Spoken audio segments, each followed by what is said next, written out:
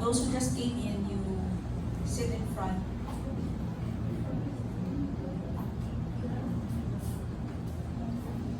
You can sit in front.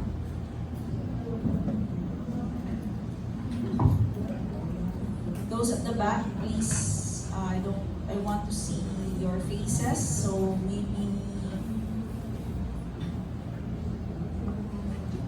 only up to at the 10th row or 10th step.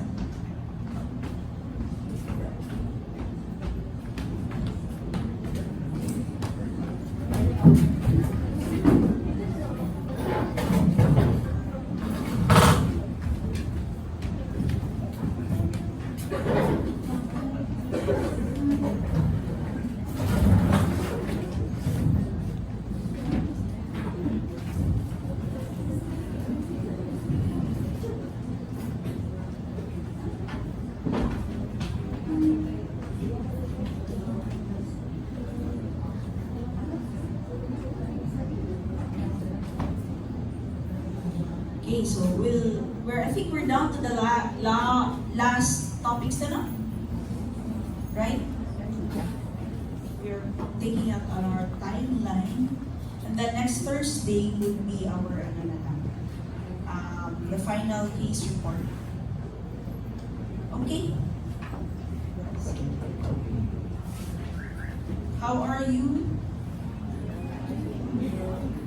Sana all. Sana all nakatulog.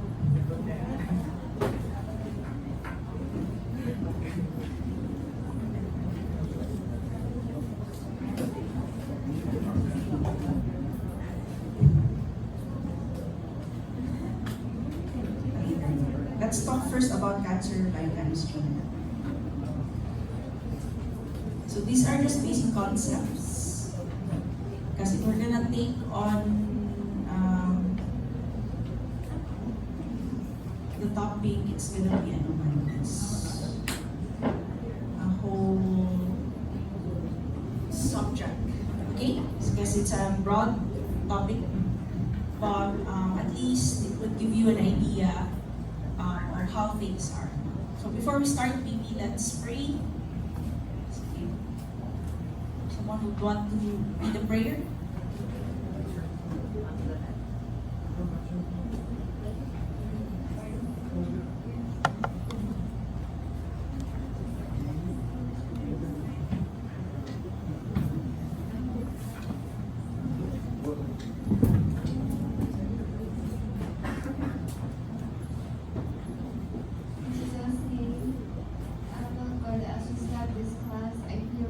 Shall grant each and every one of us knowledge to understand what our teacher will be teaching. In Jesus' name I pray. Amen. Okay.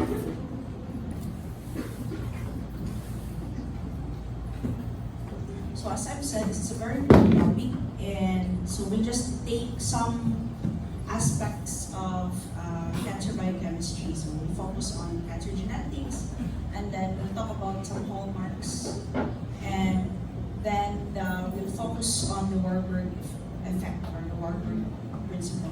Okay.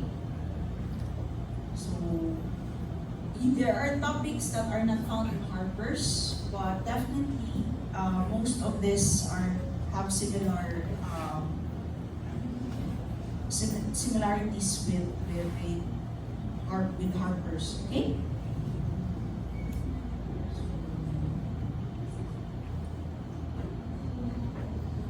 So let's start first with cancer genetics. So you can actually get this in Robbins. Okay? So I think the first few introduction sa Robbins na book. So when you go for year 2, in which I believe you all will be. Did you claim it already? So you're gonna be reading these. Okay? So what started for a cell to become cancerous? Okay? So actually, the origins of cancer has been like, it's like what really started cancer. No? Because sometimes we get to see patients already at the late stage of the disease. Okay? Already at what's the highest stage you could give clinically. No matter.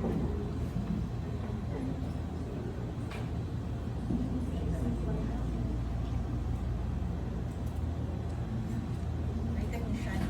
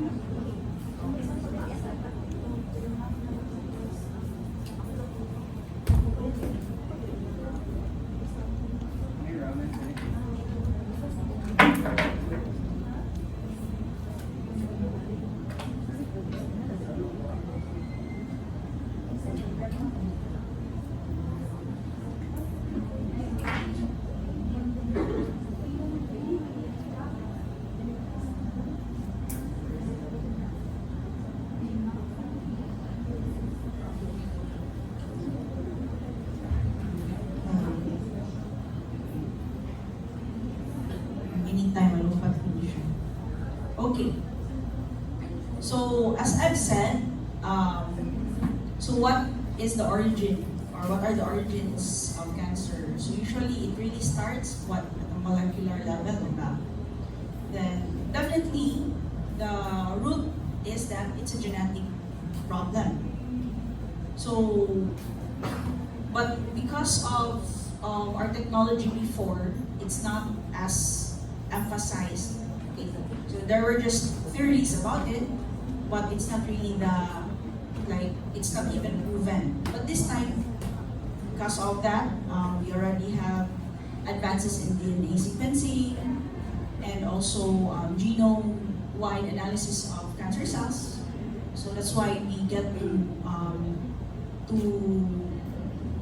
see that it all starts with what? Non-lethal genetic damage. So it's now considered as the heart of carcinogenesis. Okay? So initially, it starts with a mutation. And it could be the cause could be exposed to the environment or inheritance, okay? Or it could even be just lucky draw. Okay? So like spontaneous, could be random, or what we call as the bad luck. Okay? But also we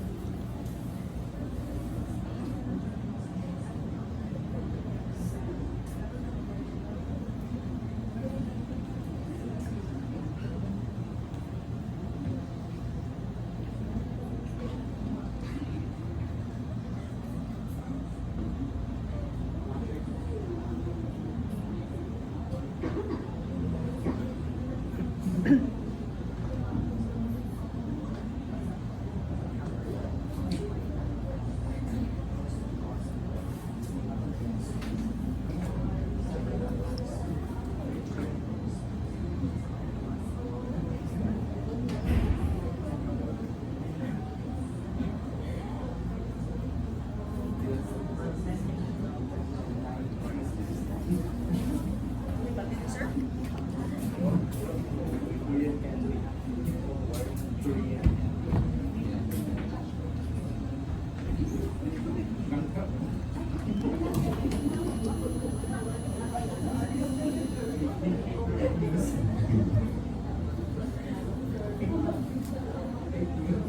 Okay.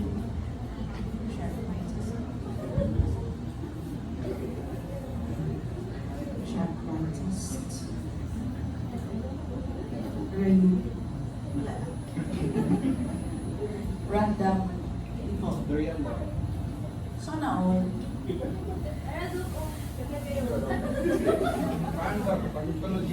Hindi ko ha. Okay.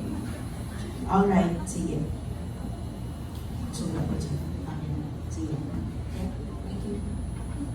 Okay. So, ready na po for next week?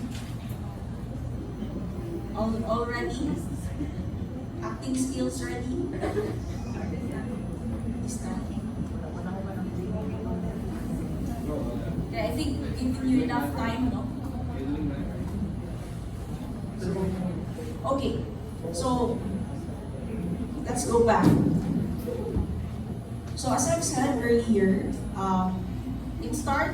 heart of carcinogenesis is that it starts with a non-lethal genetic damage. Okay?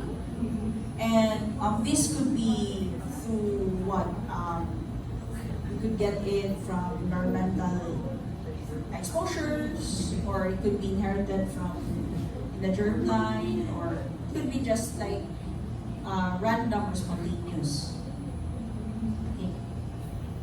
So when you say environmental, what would you call that? That's gonna be what? It's gonna be what? Acquired. Okay. Yeah. So with that sense, so a tumor is formed when there is clonal expansion of that single precursor cell. Okay, that would get that genetic damage. So, and at times, again, the DNA are inherited and it can be passed down to the other cells. Okay, so and all cells within that individual tumor will share the same set of mutations that were present at the moment of transformation. Okay. Are you okay? So,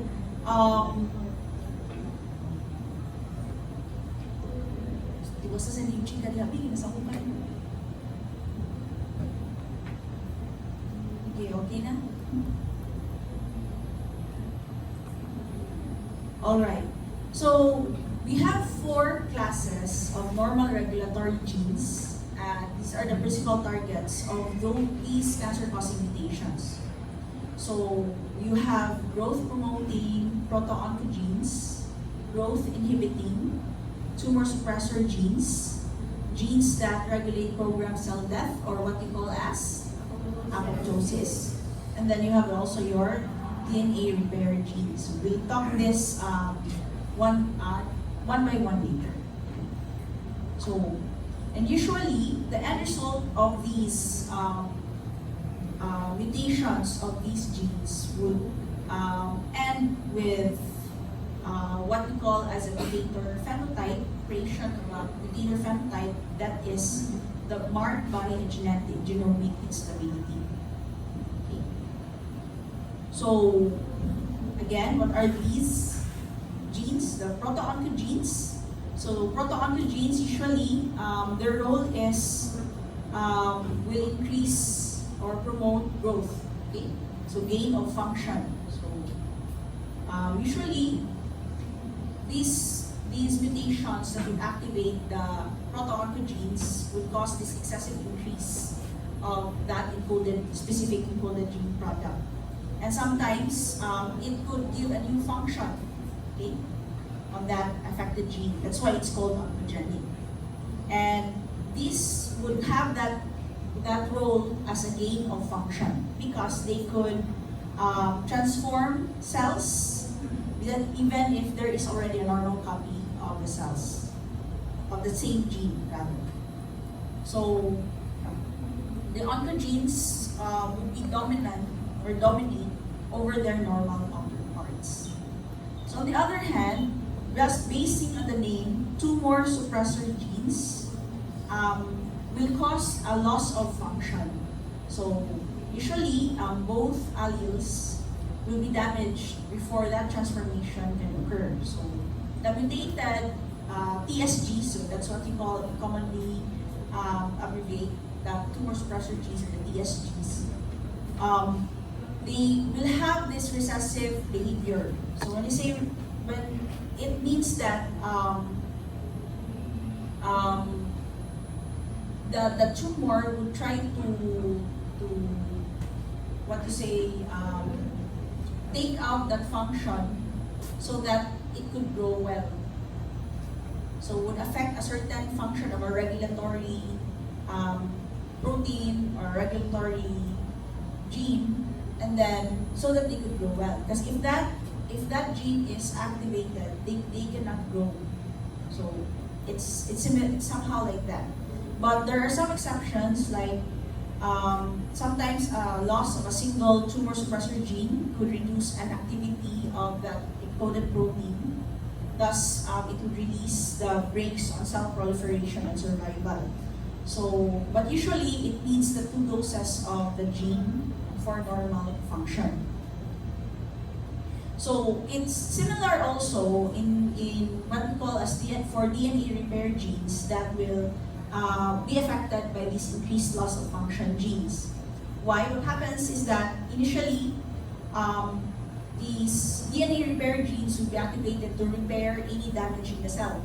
Okay, we have talked about DNA, how DNA is formed, and we talk about the repair mechanisms. Okay, so the non-homologous repairs, right? Remember those things? I think those things come out of your quiz, no? That table markers. So sometimes they would do what? Insertions, deletions, okay? Just to make sure that there's gonna be that DNA, that strand could go through the whole process, the whole synthesis. And if ever it's not working, they would activate your apoptosis. In this case, the apoptosis regulating genes here will acquire abnormalities that would promote less cell death. Okay? So instead, these cancer cells would survive more. So again, they would have gain of function mutations, especially those products that would give you initially that would just suppress apoptosis, and then the loss of function mutations would be for those who would promote cell death. Okay? So that's why the DNA repair genes, when they gain or that they have this loss of function genes, or when they are mutated, they would contribute to carcinogenesis by impairing the ability of the cell to recognize and repair non-lethal genetic damage in other genes. So usually, it's because of like the cancer cells, once they gain that certain drive to increase, so they would promote more growth and inhibit those who would try to stop them. Okay, so you get the idea. Okay, so that's why the endpoint, it would lead to genomic instability. So usually it occurs in a stepwise fashion, and later I'm gonna talk about the hallmarks of cancer. So usually it's their properties. But this is found in your Harper's. So what are the differences between oncogenes and tumor suppressor genes? So it could be for oncogenes, one of 2 alleles would be mutated, and then they would produce oncogenic effects. Whereas in TSGs, both are required, although there are some exceptions, as I mentioned earlier. The oncogenic effect in oncogenes would be due to what? Gain of function. So when you hear the term or read the term gain of function, that's going to be an oncogene property. Okay? So if there is gain of function, you'd expect there is increased cell growth, there is increased proliferation. For TSGs, the oncogenic effect is due to a loss of function, so there would be inhibition of cell growth and proliferation. In mutations for oncogenes, they would arise from somatic cells. That's why they are not inherited. However, for TSGs, they could be present in the somatic or germ cells. So there are examples, especially here, the retinoblastoma, okay, the RBG. So it's a TSG, the RBG is a TSG. So when it's mutated, it would promote cancerous, that it would promote and have that certain neoplasm in retinoblastoma. So usually in oncogenes, they would not show tissue preference, so which with respect to the type of cancer in which they are found. So usually the epithelial cancer cells would have this kind of problem. So as I mentioned, so it's a stepwise fashion of how the carcinogenesis would accumulate the mutations. And we have the several phenotypic attributes. That's why these are termed as the hallmarks of cancer. So initially, it starts with an initiating mutation. Okay, so that's why what you call the driver mutation. So it starts as a cell and on the path to malignancy. Okay, so I think of it as what comic book story, no? Certain cell was used to be good, and then mutations happen, and then that cell became bad. So maybe just think of it as a comic book story in a way, for you to understand what happens with carcinogenesis. So the driver mutations, again, they would contribute to the development of a malignant phenotype. And these are what you call your initiating mutation. So then,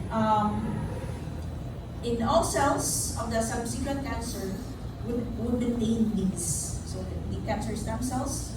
So one driver mutation, and then later on it would promote the progress to malignancy.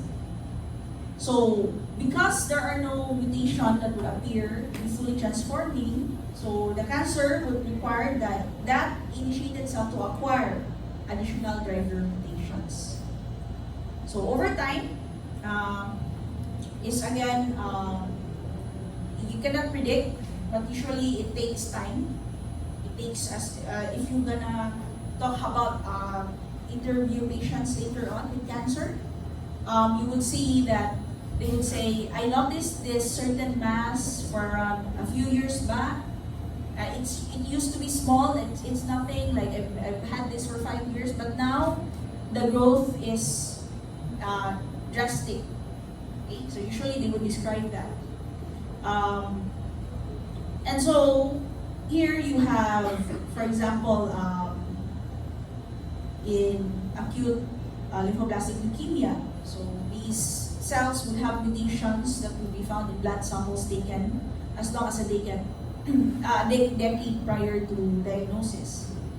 So when these cells would persist, it usually has this long preclinical prodrome. Okay? So usually, cancers would arise from cancer stem cells, or they have these stem cell-like properties. So that's why the blood is and the blood cells are very prone to that. Okay? And these also have the capacity, when they gain or they have that stem cell-like properties, they could renew themselves and they could persist longer. They are hard to treat. Then we have also the loss of function mutations in genes that are regulatory, or let's say they maintain genomic integrity. So they could also be, as mentioned here in the slide, that's a common early step on the road to malignancy, especially in solid tumors. So with this,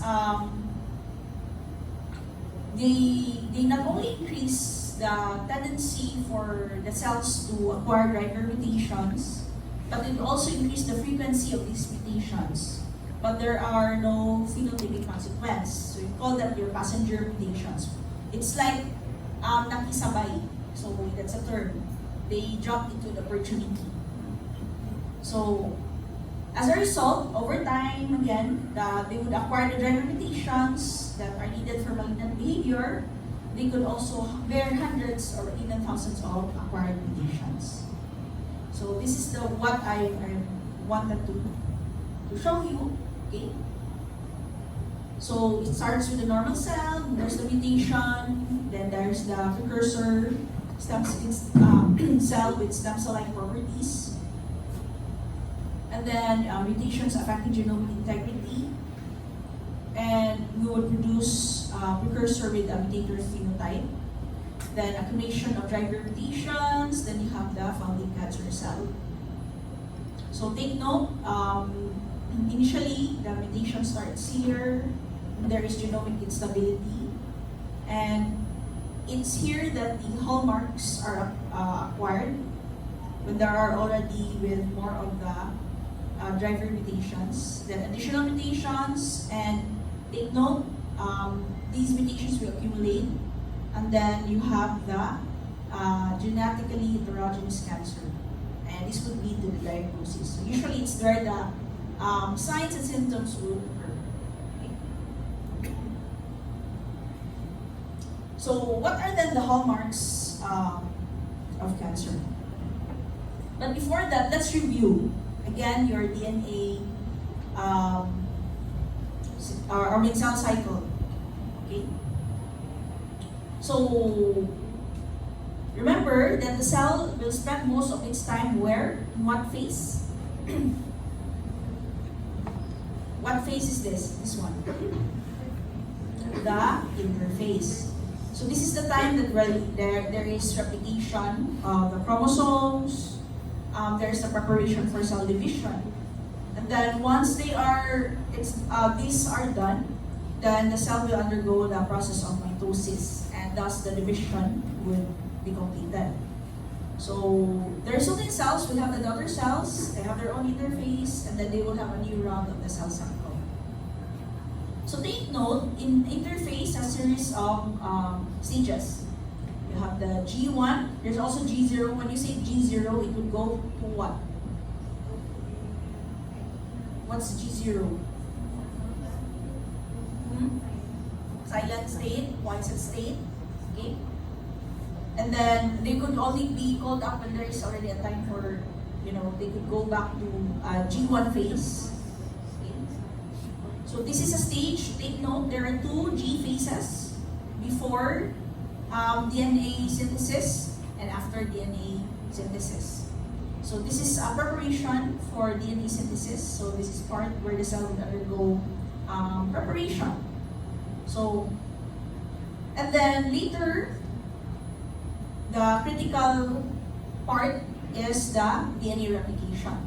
Okay, so the process wherein a new set of DNA is being replicated.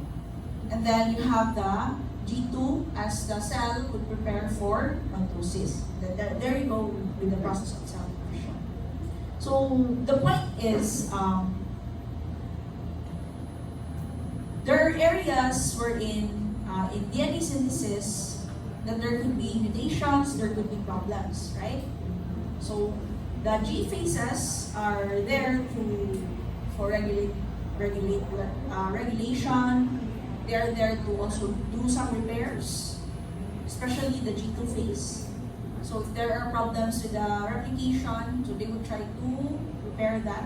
So that happens in this stage. So if ever there are mutations, what cancer does, it destroys these parts. Okay? So that they could continue, and they would try to trick the cell that I'm a good cell, I'm okay. So then, if ever in a normal process, if there is breaks or if there is mutations, the cell would initiate or would trigger apoptosis mechanism. But in this case, the cancer cell or that mutated cell will try to trick the mechanism that I'm a good cell, so you don't need to kill me, something like that. Okay. This also gives us this checkpoints. Okay. So again, this is where also the target of the cells of the mutations, wherein they would try to bypass these checkpoints. Okay. So again, there are lots of pathways. Then the green ones actually are the tumor suppressor genes. Okay. Then we also, I think, these are the drugs, the cancer drugs, anti-cancer drugs that would target specific stages of the cell cycle.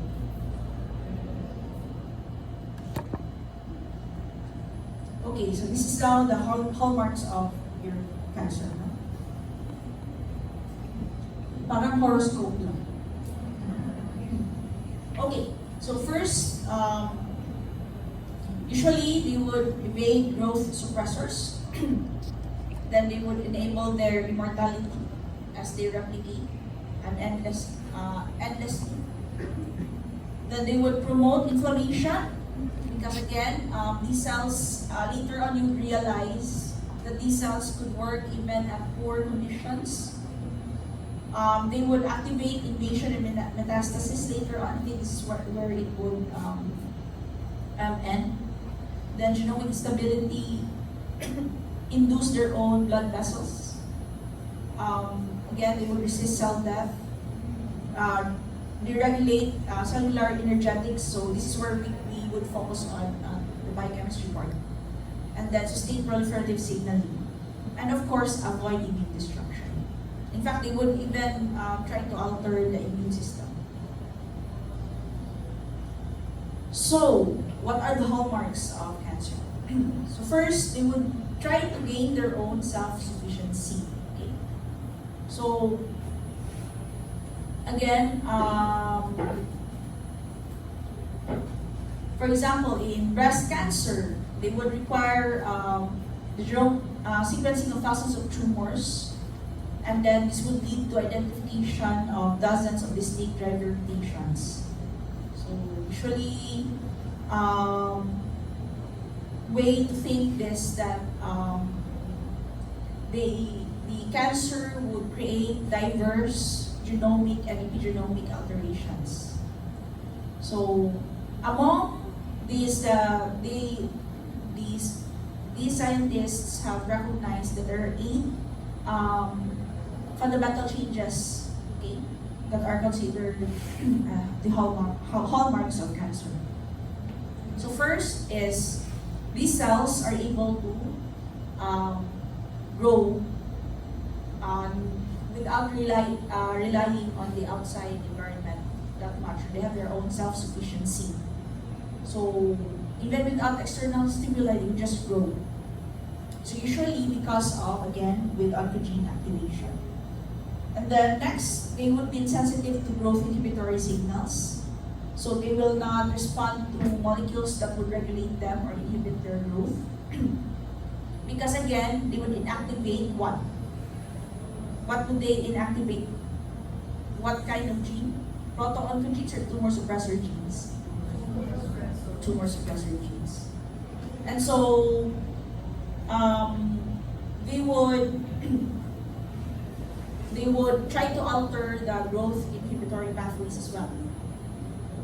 Then you have altered cellular metabolism. So tumor cells would undergo a metabolic switch to aerobic glycolysis. This is what we call the Warburg effect. And then This would enable the synthesis of the macromolecules and organelles that are needed for rapid cell growth. So what happens is that, we'll talk about this later by the way, is that they would alter certain pathways to suit their needs without relying on oxygen too much or without even relying on ATP. So, di ba? Each cell will need ATP as you have learned from the start. Okay? It's the currency, the energy currency of the body of the whole system, right? But cancer cells could confidently proliferate without it. So we'll know why later. And of course, they are resistant to apoptosis. So they have mechanisms to escape being tagged for cell death or for the program cell death. Okay, so next is that, I think that's the fifth. They have this immortality with cancer cells because they are limitless with their replicative potential. So again, what property would we think if there is limitless replicative potential? Remember that what? Stem cell-like property. Okay, so remember that. So they would permit tumor cells to avoid cellular senescence and mitotic catastrophe. Then of course, there is sustained angiogenesis.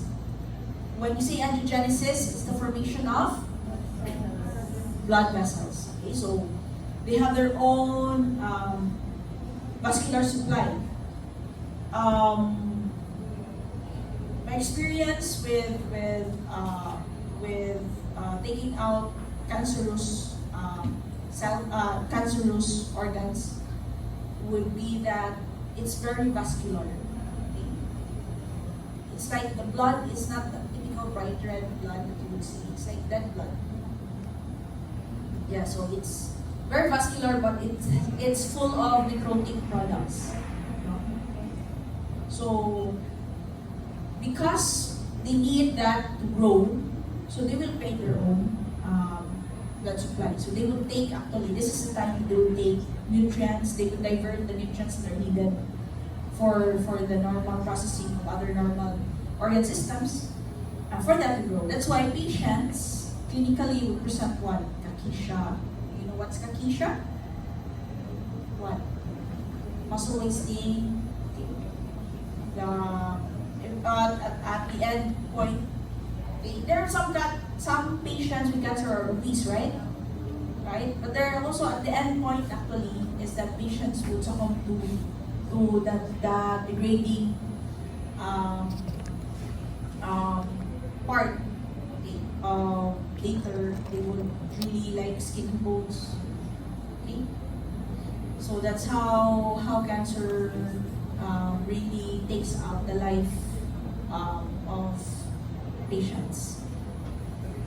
So next would be ability to invade and metastasize. So actually, I think this is where you would once the tumor would metastasize. What does it mean with metastasize or metastasis?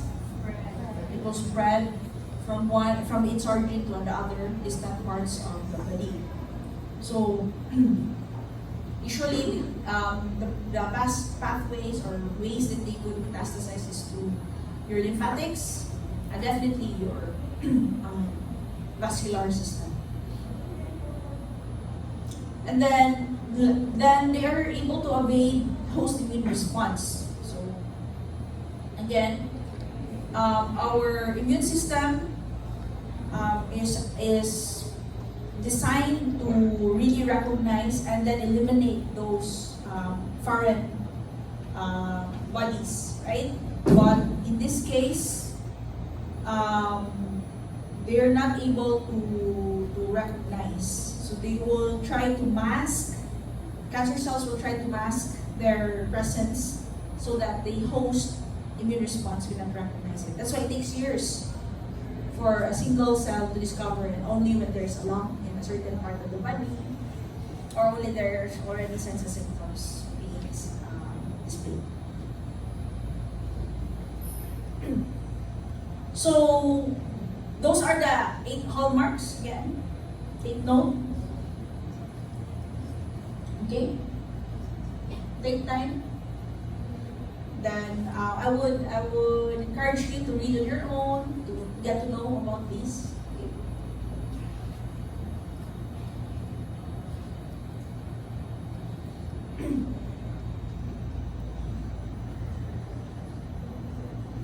And then let's focus now on cancer metabolism. So actually, we will end the topic for cancer biochemistry by getting to know how cancer metabolizes, how cancer would like be able to survive, replicate because of how they metabolize.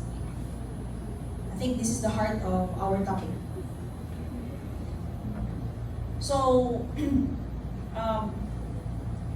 the cancer cells exhibit altered metabolic programming. So if you want to say that. So for cells to survive, they would grow and proliferate to form a tumor mass or tumor cells. Okay, diba? One cancer cell, if that is stopped, then of course it won't be cancer because it's just one cell.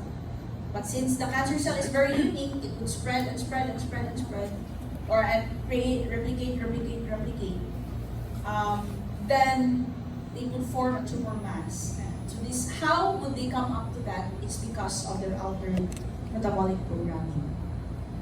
So that's why, like multiple studies, especially the RNA sequencing or transcriptomic studies, will show that genes that code for proteins that are involved in nutrient capture, uptake, and metabolism are often mutated, either over or underexpressed in different types of tumors. So that's why it's a major focus of studies actually right now on understanding the metabolic properties or how these certain types of cancers would have their own metabolic programming. But in general, you have, what are the most abundant metabolites in plasma?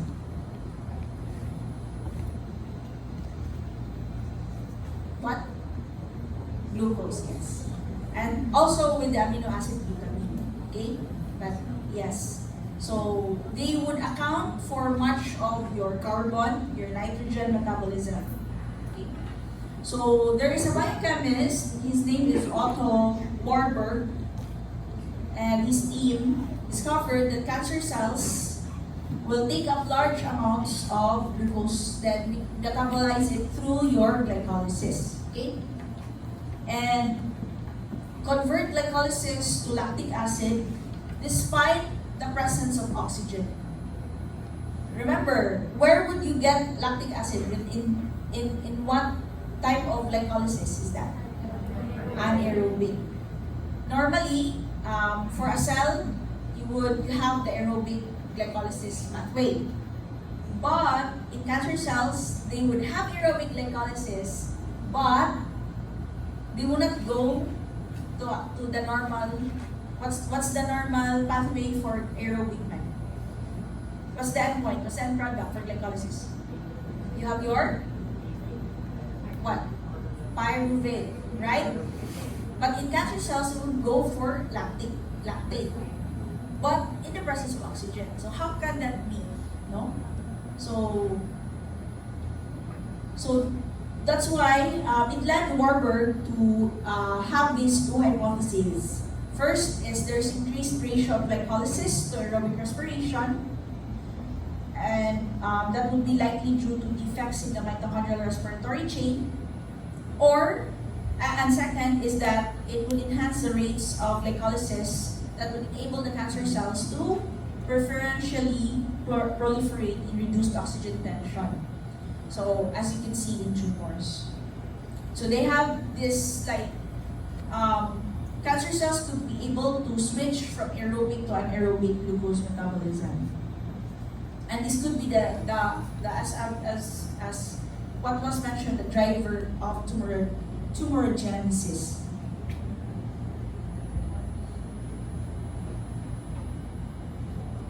But actually, it's not really in the mitochondria.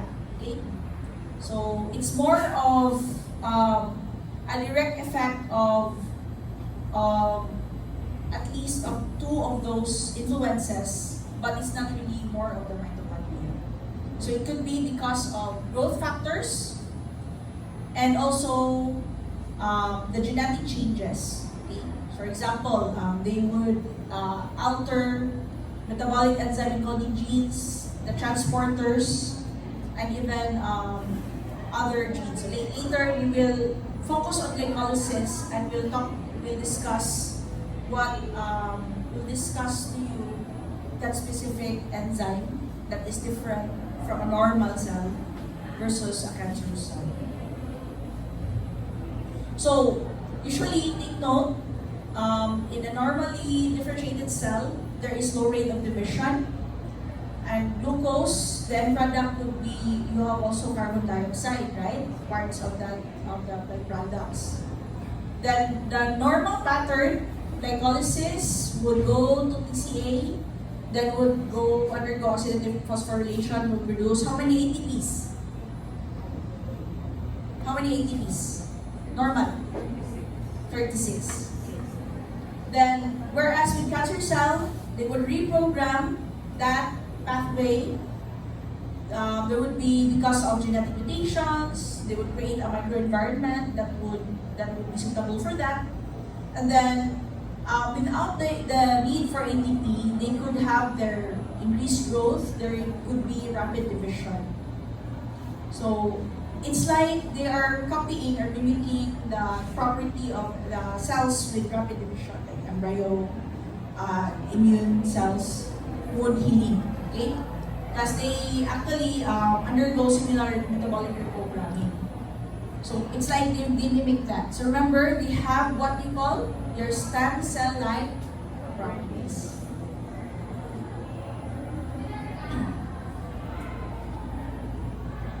So this is here.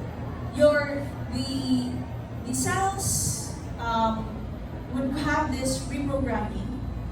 And usually, the main source of fuel is glucose. Okay? So, in these cells, there would be complete oxidation of glucose. That they would be to become carbon dioxide. And it could be using 3 catabolic pathways. You have glycolysis, citric acid cycle, and the oxidative phosphorylation. And when there would also impact the signaling and metabolic pathways. So that's why you have what we call your metabolic reprogramming.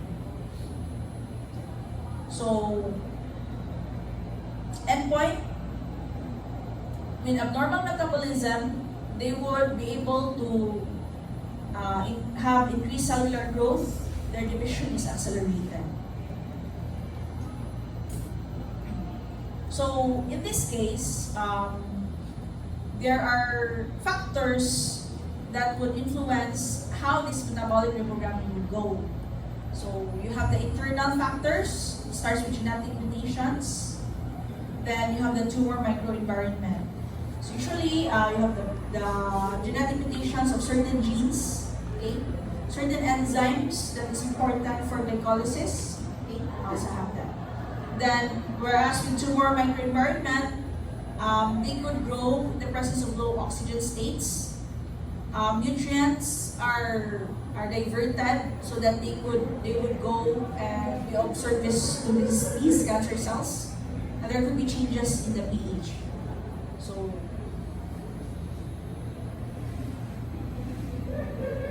So usually, the nutrients and the pH would be just, they will get it from the host cell, of course.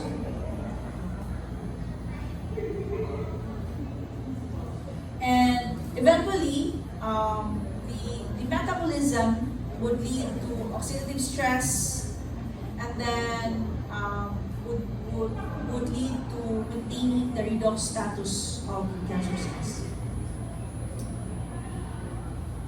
So, again, you have the genetic mutations, no? Your hypoxia-inducible factor. When there is hypoxia-inducible factor, it could promote for cell growth. So, then you have also your kinase enzyme. Okay? So we'll talk about this when we go for the glycolysis. Then you have your P53. So P53 is a TSG. So its role is actually to act as a regulator if there's a problem in the checkpoint, during the checkpoint in the cell division. If there's a problem, P53 will activate and recognize that it's gonna be either for repair or it's gonna be for apoptosis. So that's the role of P53. What cancer cells do? They would alter that. So remember, they also again have these adaptations. Okay, they would create rapid ATP synthesis for biomass production. They would have the increased synthesis of carbohydrates, proteins, nucleic acids, and lipids. And then they would also have the redox status maintained. So again, what is the Warburg effect? So cancer cells will increase the flux through this glycolytic pathway and again produce lactate. So with that, they would promote metabolic reprogramming because the glycolysis intermediates are increased and they would feed that to the biosynthetic pathways of the rapidly dividing cancer cells. There would be anaerobic glycolysis even when there is oxygen that is available. So again, this initially started that this could be due to a dysfunction of mitochondria, but due to recent studies, that's not how it happens.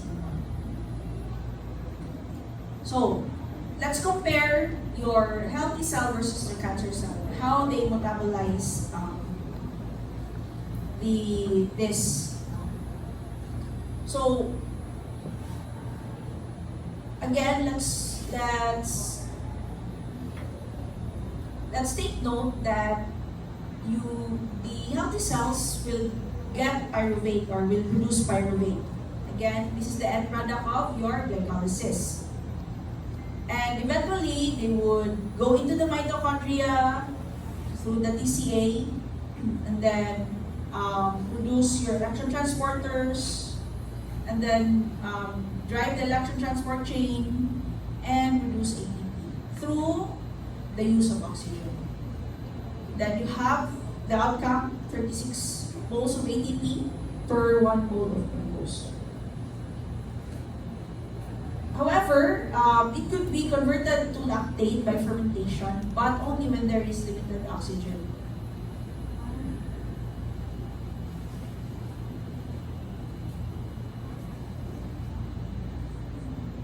So, however, in contrast, your cancer cells will favor fermentation.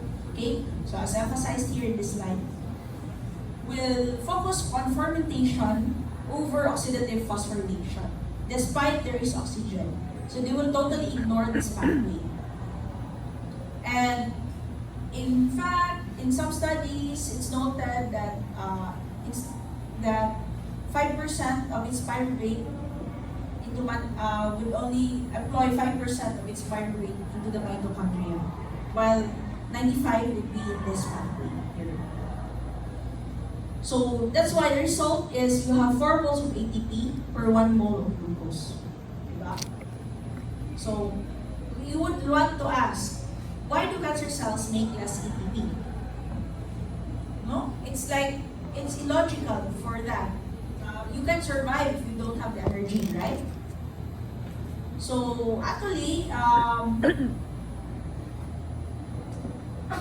it's something that the cancer cells are actually not concerned with producing ATP. So this is where you would later on realize.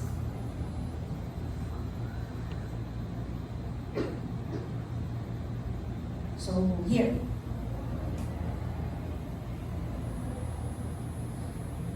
the cancer cells actually conserve carbon. So their role, they are not so much concerned with producing more ATP for them to survive.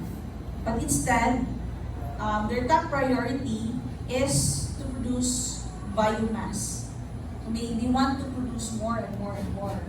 So why would I expend my energy on something that is slow, wherein I can produce and go for something that is fast? No? Think of it as like making fast money. So for example, you don't want to go through become a doctor, you know, spend this. Instead, you would go become a drug lord. Diba? More money comes in through drugs. Okay? But at the same time,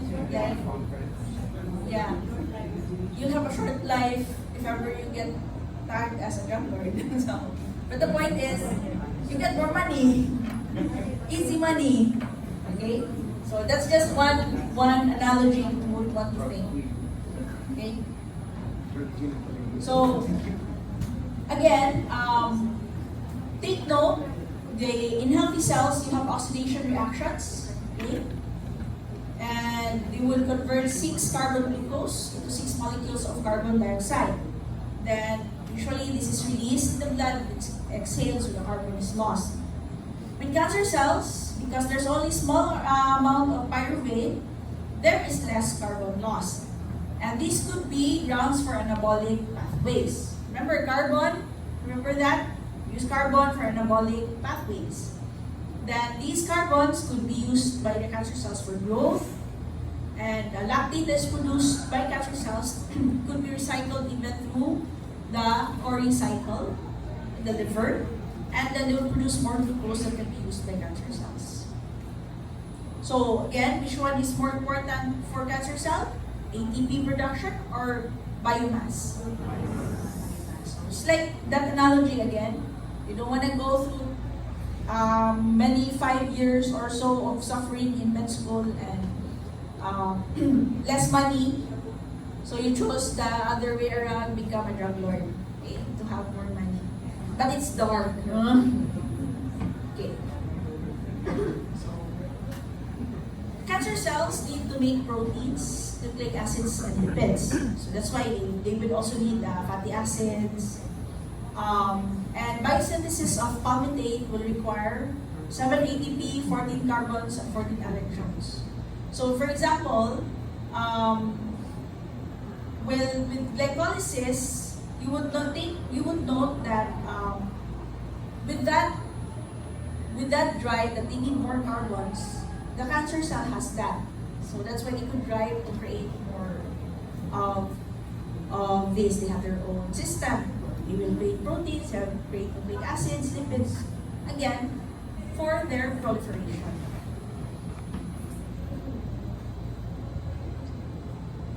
So it's just this. The cancer cells are carbon hungry. Okay, so they would employ fermentation processes so that they could retain carbon.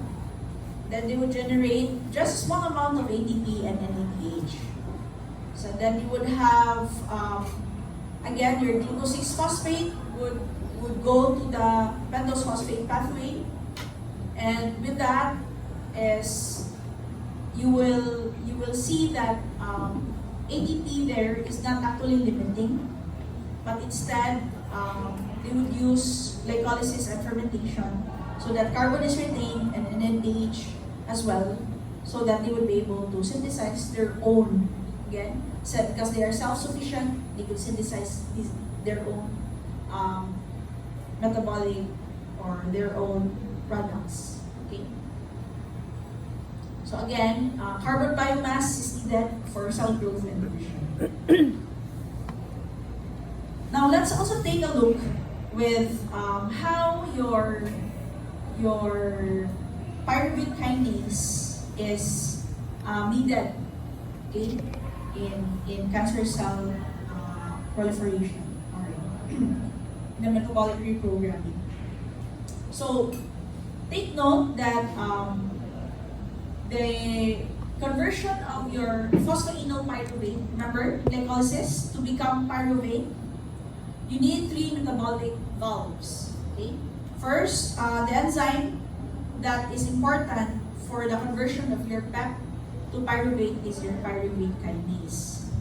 Now, pyruvate kinase is not just a single enzyme, it has isoforms as well. So at least 4, okay? But I think in the gene, you have two isoforms, your L isoform and your R isoform. So the L isoform will have this exon 2 but not exon 1. And your R isoform contains exon 1 but not exon 2. And this expression is, you would notice this in the RBCs. There's also the other gene, your M gene. You'll have 2 variants, M1 and M2. M1 is the most common enzyme variant, and it's found in many tissues. M2 is found in embryonic cells. And guess what? It's M2 that is employed by cancer cells.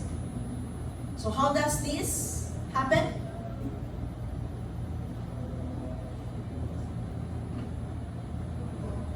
So your again, normal cells employ the PKM1, okay? And then they would form your tetrameric form of high catalytic activity, okay? But in cancer cells, they employ PKM2 because they would want to promote more of their own, so for biomass production. So lactic acid is produced through your lactate dehydrogenase, and then ATP is produced from your oxidative phosphorylation, but in a lesser amount. And in this case, this isozyme, okay, will decrease the net production of ATP from your glycolysis, but will increase your biomass production. So again, with this happening inside the cells, or in just that cell, so it would elicit important metabolic rewiring, epigenetic changes, and then it would lead to efficient cellular production, anabolism. Then the tumor microenvironment is also altered for creating more of their own. Okay. So, in terms of this enzyme, PKM2, so it has this low activity dimeric form that could result again with your the production of your glycolytic intermediates. So it's I think this is gonna be a nice study to detect this enzyme early on. Diagnostic, no? Who knows? One of you can discover that. So this is what I mentioned earlier. Okay. So again, for Warburg effect, so it happens, or it's described by Otto Warburg, wherein the metabolic properties of a cancer cell would be changed or altered in response to heterogeneous hypoxic conditions. There is rapid glucose and vitamin uptake that would actually start favoring differentiated cells. Lactate secretion will make the environment acidic, then it would undermine immune cell responses. And then there is also NADPH production that will help tumor cells tolerate their high ROS production. And by the way, part of this actually is also creating inflammation. Okay, low oxygen. So it's like immune healing. There are certain growth factors that will be induced, and the cells that would help create or do with the wound healing would also are from the immune system. So that's why there is going to be information. Okay? We've seen masses, fugating masses, cancerous masses that are like, it's like, parang you would see a dead animal carcass. It smells like that. So treatment and prevention. Take note again of this cartoon. So you have the different anti-cancer cells. So just this is just to show you. Okay, no need to. But just do know of the anti-cancer agents. Okay? So for example, you have imatinib. It inhibits tyrosine kinase. So they will inhibit signal transduction. It's I think its famous brand is I'm not sure, I forgot, maybe Gleevec, I think. It's used to treat CML, chronic myelocytic leukemia. You have the monoclonal antibodies. You know that it's a monoclonal antibodies because they have the AMP or the MAP. Okay.